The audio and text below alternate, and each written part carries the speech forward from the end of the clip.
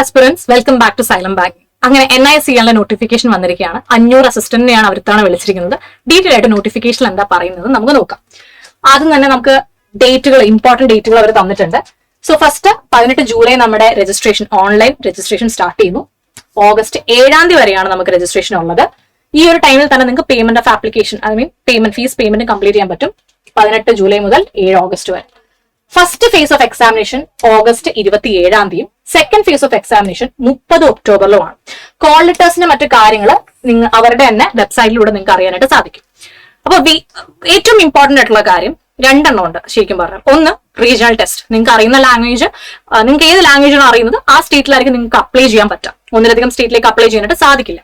പിന്നെ അതിനനുസരിച്ച് നമ്മൾ റീജിയണൽ ടെസ്റ്റ് എടുക്കേണ്ടിയും വരും. ലാംഗ്വേജ് പ്രൊഫഷൻസി ടെസ്റ്റ് എന്നൊക്കെ നമ്മൾ പറയും. രണ്ടാമത്തെ കാര്യം, മെയിൻസിന് കമ്പ്യൂട്ടർ ആപ്ലിക്കേഷനും അതിൽ 40 ചോദ്യം 40 മാർക്കിന് വരുന്ന ഒരു ഏരിയ കൂടിയാണ് ശരിക്കും NICL എക്സാം എന്ന് പറയുന്നത്. ഇനി ബാക്കി നമുക്ക് നോട്ടിഫിക്കേഷൻ നോക്കാം. അപ്പോ ഞാൻ നേരെ എന്ത് ചെയ്യാൻ തീരുമാനിച്ചു, നേരെ നിങ്ങളെ വേക്കൻസിയിലേക്ക് കൊണ്ടുപോകാൻ തീരുമാനിച്ചു.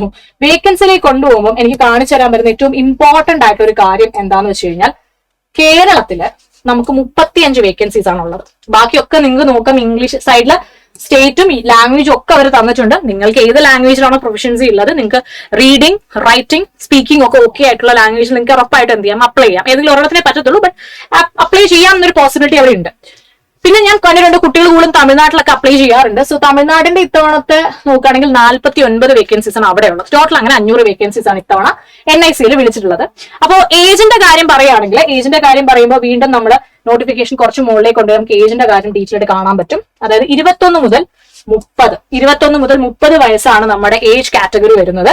അതായത് നോട്ട് ബോൺ ഏർലിയർ ദൻ 1996 7 മാസം 2 മുന്നേ ജനിച്ചവരോ 2005 7 മാസം 1 ശേഷം ജനിച്ചവരോ ആവാനായിട്ട് പാടില്ല. അപ്പൊ കറക്റ്റ് ആയിട്ട് ഏജ് നമുക്ക് തന്നിട്ടുണ്ട്. പിന്നെ ഉള്ളത് ഏജ് റിലാക്സേഷൻ ആണ്. SC STക്ക് 5 വർഷം, OBCക്ക് 3 വർഷം. പിന്നെ PWBDയുടെ കാര്യത്തിലാണെങ്കിൽ കറക്റ്റ് ആയിട്ട് 10, 15, 13 ഡിഫറൻസ് വരെ തന്നിട്ടുണ്ട് according to categories. Then ex സർവീസിന്റെ കാര്യം rendered service plus 3 years, divorced widow women, separated women അവർക്കുള്ളതും അവർ പറഞ്ഞിട്ടുണ്ട്. പിന്നെ എക്സിസ്റ്റിംഗ് എംപ്ലോയി ഓഫ് ദ കമ്പനിക്ക് 5 വർഷം കൂടി. ദെൻ എഡ്യൂക്കേഷൻ ക്വാളിഫിക്കേഷൻ എന്ന് പറയുമ്പോൾ minimum qualification is graduation in any discipline. ഏതൊരു ഡിസിപ്ലിനാണെങ്കിൽ മിനിമം ഗ്രാജുവേറ്റഡ് ആയിരിക്കണം, അതാണ് പറയുന്നത്. Then knowledge of reading, writing, speaking of the regional language, അത് ഭയങ്കര ഇമ്പോർട്ടന്റ് ആണ്. ഇൻ കേസ് നിങ്ങൾ റീജിയണൽ ലാംഗ്വേജിൽ പ്രൊവിഷൻഡ് അല്ല എന്നുണ്ടെങ്കിൽ നിങ്ങൾ ഡിസ്ക്വാളിഫൈ ആയി പോകും. അതുകൊണ്ട് വളരെ ശ്രദ്ധിച്ച് വേണം കൊടുക്കാൻ. ദെൻ മൂവിങ് ഫോർവേഡ് നമുക്ക് കൂടുതൽ ഡീറ്റെയിൽസ് ആയിട്ട് ബാക്കി PWBയുടെ കാര്യവും അവരുടെ ഡിസബിലിറ്റീസിന്റെ കാര്യങ്ങളും വീക്കർ സെക്ഷൻസിന്റെ കാര്യങ്ങളൊക്കെ പറയുന്നുണ്ട്. അതൊക്കെ ഒന്ന് നോക്കിക്കോളാം. സെലക്ഷൻ പ്രൊസീജിയറിലേക്ക് വരുമ്പോൾ 2 ഫേസ് ആണ്, ഫേസ് 1ഉം ഫേസ് 2ഉം. ഫേസ് 1 പ്രിലിമിനറി എക്സാമിനേഷൻ ആണ്, ഒബ്ജക്റ്റീവ് ടൈപ്പ് ആണ്, മൾട്ടിപ്പിൾ ചോയ്സ് 100 മാർക്കിന്റെ ക്വസ്റ്റൻ ആണ്, 60 മിനിറ്റ് സമയം ഉണ്ടാവും, സെപ്പറേറ്റ് ടൈമിംഗ് ഉണ്ട്, അത് നിർബന്ധമായിട്ടും കേട്ടോണം. ഇംഗ്ലീഷിന് 30 question 30 mark 20 minute. Reasoning ability 35 ചോദ്യം 35 മാർക്ക് 20 മിനിറ്റ്. ക്വാണ്ടിറ്റേറ്റീവ് ആപ്റ്റിറ്റ്യൂഡ് 35 ചോദ്യം 35 mark 20 minute. Total 60 minutes, 100 questions and 100 marks. And candidates will have to qualify in each test section by securing passing marks. ഓരോ സെക്ഷനും passing marks ഉണ്ട്. അതുകൊണ്ട് അതെല്ലാം qualify ആയാലേ അടുത്ത next ഫേസിലേക്ക് പോകാനായിട്ട് പറ്റും. ഫേസ് 2 മെയിൻസ് എക്സാമിനേഷനിൽ 200 ചോദ്യങ്ങളുണ്ട്, 120 മിനിറ്റും 5 സെക്ഷൻസും ആണുള്ളത്. അവിടെയും സെപ്പറേറ്റ് ടൈമിംഗ് നിങ്ങൾക്ക് ഉണ്ട്. റീസണിങ്ങിന് 40 ചോദ്യം 40 മാർക്ക് 30 മിനിറ്റ്. ഇംഗ്ലീഷിന് 40 ചോദ്യം 40 മാർക്ക് 30 മിനിറ്റ്.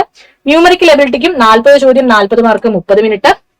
ജനറൽ അവയർനെസ്സിന് 40 ചോദ്യം 40 mark 15 minute. Computer knowledge, test of computer knowledge 40 question 40 mark 15 minute. So total 200 questions 200 marks and 120 minutes.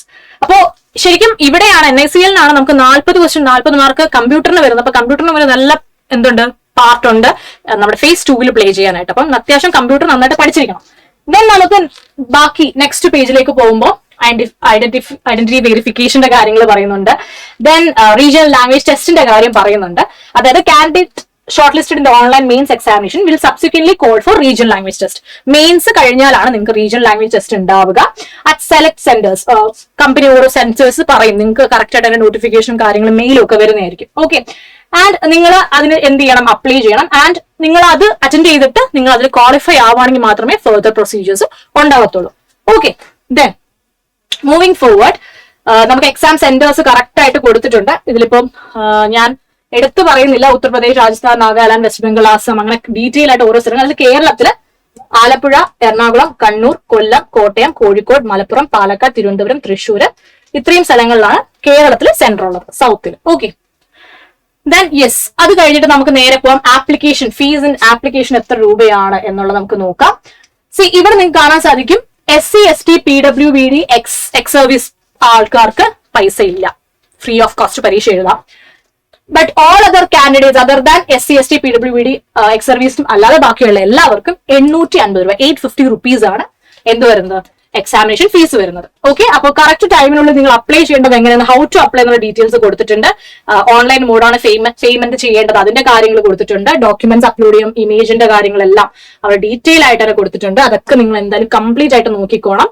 Call letters വരുന്ന വെബ്സൈറ്റ് വരെ അവർ ഡീറ്റെയിൽ ആയിട്ട് കൊടുത്തിട്ടുണ്ട്. സോ ബാക്കിയൊക്കെ നിങ്ങൾക്ക് നോക്കി എടുത്തിട്ട് സർട്ടിഫിക്കറ്റിന്റെ കാര്യങ്ങളെല്ലാം നോട്ടിഫിക്കേഷൻ കൊടുത്തിട്ടുണ്ട്. സോ ഇനിയും വൈകിക്കാതെ ഉറപ്പായിട്ട് നിങ്ങൾ എന്ത് ചെയ്യുക, ഇപ്പൊ തന്നെ അപ്ലൈ ചെയ്തോളാം. ദെൻ ഡീറ്റെയിൽ ആയിട്ട് പോകുമ്പോൾ you can see all the certificates and everything mentioned in the entire notification. പിന്നെ ഇതിൽ എടുത്ത് പറയേണ്ട ഒരു കാര്യം വേറൊന്ന്, നമ്മളിപ്പോ ഇത്രയും ജോലിയെ കുറിച്ച് സംസാരിച്ച സ്ഥിതിക്ക് നമ്മളോട് ഉറപ്പായിട്ട് നമ്മൾ വിചാരിക്കും എത്ര രൂപ കിട്ടും ശമ്പളം അല്ലെ, ഇതാ അതും കൂടെ ഒന്ന് പറഞ്ഞേക്കാം. സ്കെയിൽ ഓഫ് പേ എന്ന് പറയുന്നത് 36,290 റുപ്പീസ് ആണ്. അതായത് അത് ജസ്റ്റ് സ്റ്റാർട്ടിംഗ് ആണ് കേട്ടോ.